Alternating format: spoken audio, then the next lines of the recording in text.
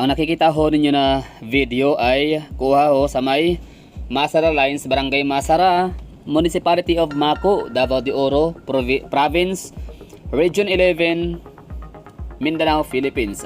Dahil nga sa napaka-popular news and hot topic for today, ang landslide incident sa may Masara Lines, Municipality of Maco, Davao de Oro, nagiging balita siya, laman siya ng mga national tabloid, mga pahayagan and mga national mainstream media.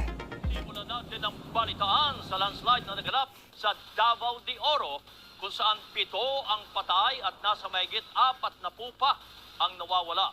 Ito'y sa pagbuo ng bundok malapit sa minahan sa bayan ng Maco. Live mula sa Mawap, nagpapatrol si Hernel Tokmo. So yung video na yon na nagre-report si Noli de Castro, si Kabayan, ay last night, February 7, 2024. At itong landslide naman sa may Masara Lines, Barangay Masara, Municipality of Maco, Davao de Oro, Region 11, Philippines ay naganap naman February 6, 2024, alas 7:50 ng gabi. Sa mga hindi nakakaalam, itong Municipality of Maco na matatagpuan sa probinsya ng Davao de Oro ay consist of parang dalawang distrito kung masasabi, kasi meron ho silang parang coastal area and Masara Lines. Yung coastal area ho nila is yun ho yung matatagpuan syempre from the word coastal, gilid ng dagat, coastal lines. At meron din silang tinatawag na Masara Lines. So ito yun, Masara Lines means bukid, kabundukan, burubundukin, kung saan naman doon matatagpuan ang napakaraming deposito ng mga minang ginto.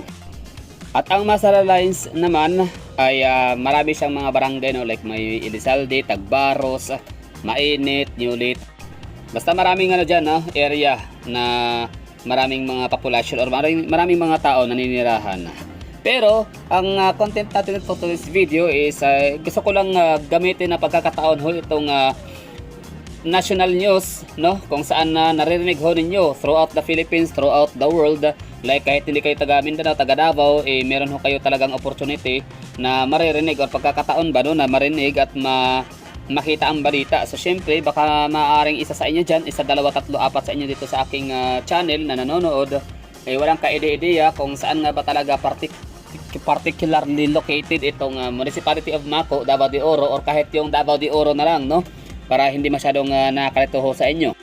So dito tayo magsisimula, Bali, ang Pilipinas is consist of 17 regions and ang Davao de Oro naman ay matatagpuan siya sa Davao region, which happens na nasa pang number 11 region ho sila.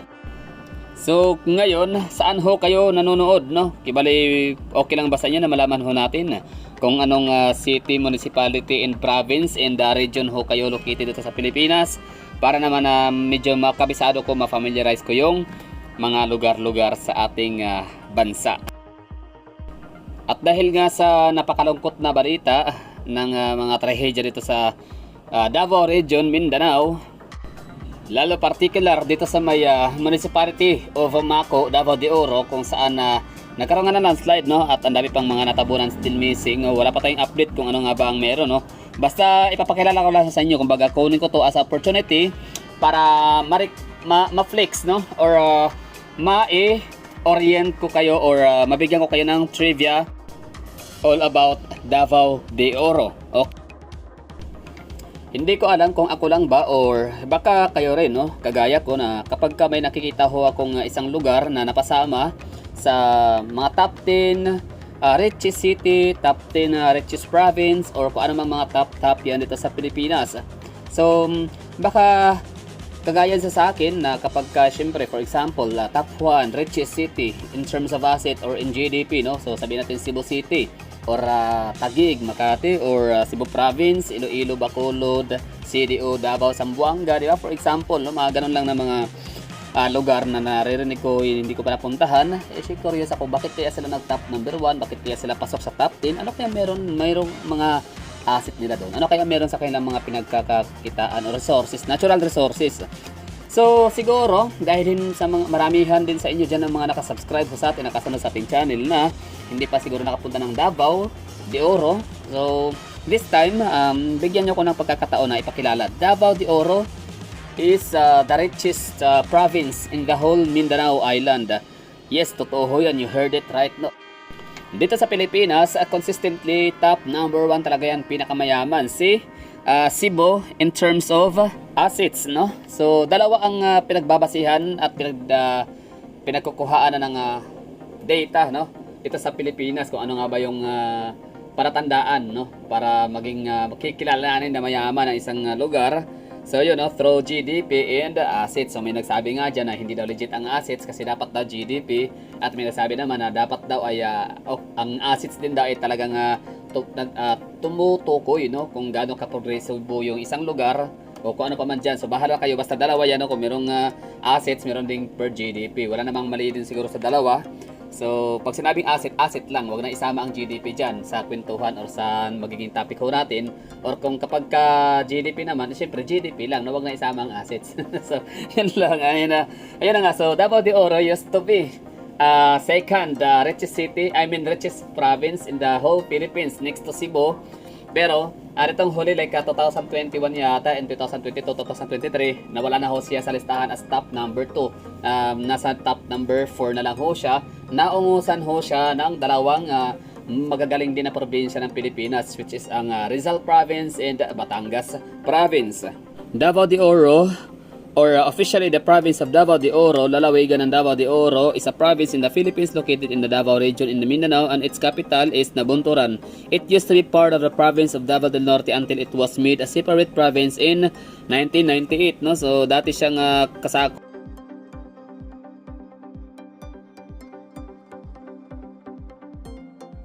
until na sila ay humiwalay or nag-separate sa Davao del Norte. Ito yun ang kailang Kapitolyo, no? Makikita ho natin sa kailang municipal or capital town or municipal capital. Ano tawag diyan? Provincial capital located sa municipality of Nabunturan. So ibig sabihin Nabunturan ang kailang mother town. Davao de Oro ay meron ho siyang 11 municipalities. So papangalan na ho natin. Yan, makikita ho niyo sa mapa. Laak, no?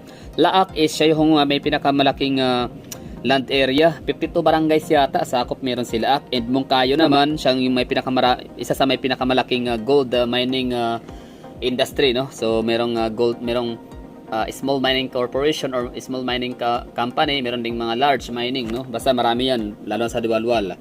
Montevista, basta yun, no, meron silang 11 municipalities lahat, no? Wala pa silang cities, pero grabe. Top 4 richest city in the richest province in the Philippines and the richest province in the whole island of Mindanao. At meron tayong pakunting pasilip, no, sa mga bawat lugar ho ng Davao de Oro, no, na consists nga of 11 municipalities. So mag-start ho tayo sa northern part, which is ang Mungkayo, Compostela Valley Province, pero dati yun napangalan Compostela Valley Province, ngayon ay Davao de Oro na talaga siya. So bali ang kanyang boundary nitong Mungkayo is Trento, Agusan del Sur. Municipality of Mungkayo is a first-class municipality in the province of Davao de Oro, Philippines. According to the 2020 census, it has a population of 93,937 people, making it the most populous town in the province. Mungkayo is an agricultural town with vast tracts of land planted to rice and banana. The municipality is also host to the gold-rich barangay of Mount Diwata, popularly known as Diwalwal, which in the local dialect means one's tongue is hanging out to the exhaustion. 1,000 meter high range known for its rich gold ore deposit. Mungkayo seat of government is located in Barangay Poblacion. And now let's go to Montevista, Davao de Oro. Montevista, or officially the municipality of Montevista, is a third-class municipality in the province of Davao de Oro, Philippines. According to the 2020 census, it has a population of 46,558 people. At ngayon ay dadako naman tayo sa municipality of Compostela, kung saan first-class municipality in the province of Davao de Oro. According to 2020 census, it has a population of 89,884 people.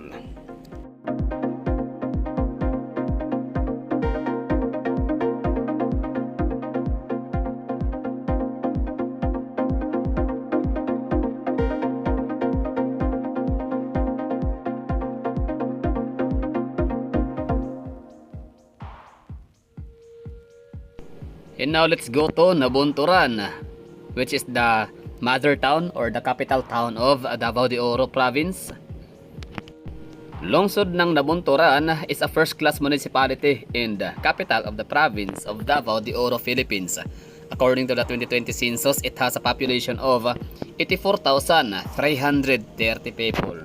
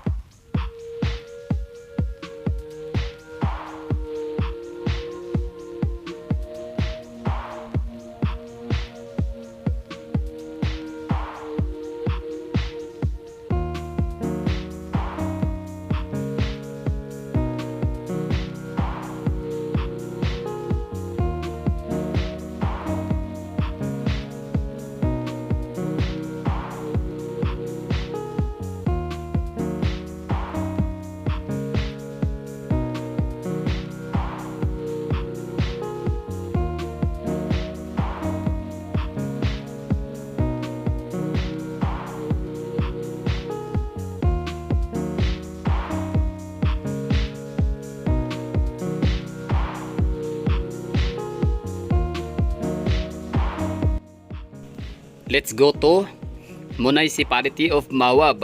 Bayan ng Mawab is a third-class municipality in the province of Davao de Oro, Philippines. According to the 2020 census, it has a population of 39,631 people. So ito si Mawab ay ano siya, boundary ho siya ni Davao del Norte. So Mawab, Davao de Oro, tapos next na kanyang city ay ang Tagum City, boundary of Davao del Norte.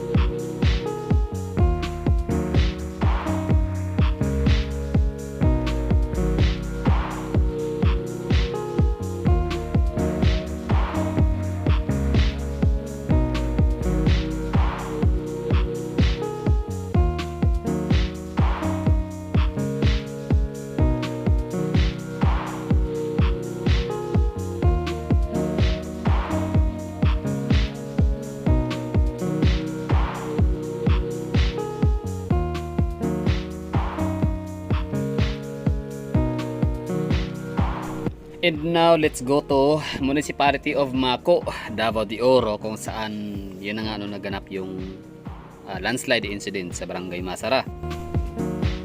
Municipality of Mako is a first-class municipality in the province of Davao de Oro, Philippines.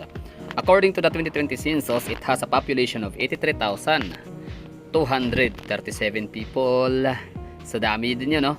Parang pamangatlo yata siya na pinakamaraming tao or population dito sa Davao de Oro.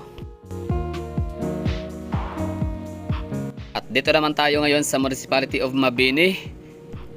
Bayan ng Mabini is a second-class municipality in the province of Davao de Oro. According to the 2020 census, it had a population of 43,552 population or people.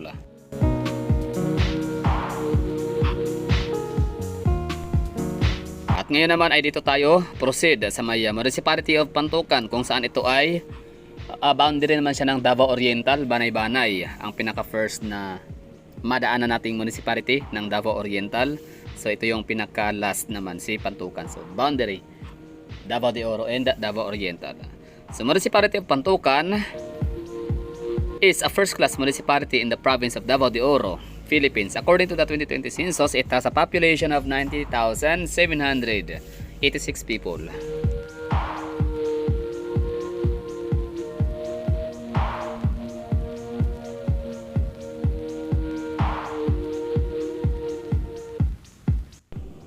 At ngayon, dako naman tayo sa may pinakamaramig na klima or tawagin nating summer capital of Davao Region, none other than Maragusan. Lungsod sa Maragusan is a first-class municipality in the province of Davao de Oro, Philippines. According to 2020 census, it has a population of 64,412 people.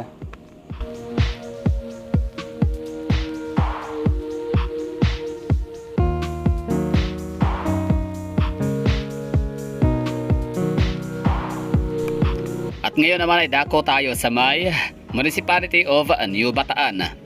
New Bataan is a first-class municipality in the province of Davao de Oro, Philippines. According to the 2020 census, it has a population of 51,466 people. Kung naalala ho ninyo, New Bataan ay isa sa mga nagkaroon ng landslide way back 2012 nung Bagyong Pablo.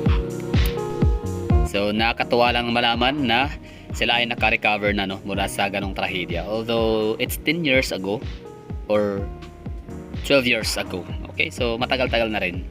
At least nakasurvive sila and yan, bumangong muli. So first class municipality na naman ulit ang Helang Municipality.